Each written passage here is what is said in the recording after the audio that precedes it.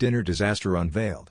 So, last Saturday was my big night. I was finally going to meet my girlfriend's parents, and in a moment of bravado, sheer panic-induced madness, I volunteered to cook dinner. Nothing fancy, her mom said. Just something simple.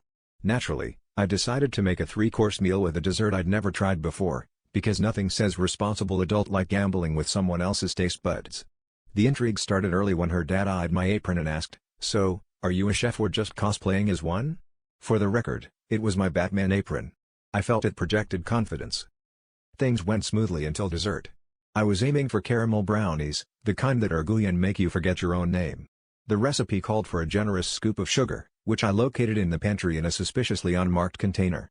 In retrospect, the grains were a bit chunkier, but I figured artisanal sugar was all the rage.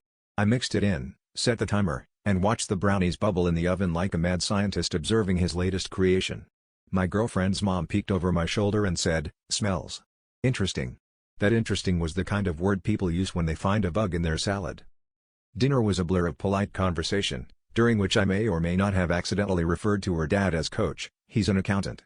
But the real fun began when I served dessert. Everyone took a bite. There was a moment of silence so profound I thought I'd invented a new form of meditation. Then her dad coughed and said, "That's quite a flavor profile." My girlfriend's mom's eyes started to water, but she bravely nodded and said, "It's certainly unexpected." My girlfriend, bless her, tried to save me by saying, "Maybe it's a deconstructed caramel?" As I realized my artisanal sugar was actually pure table salt. The kicker?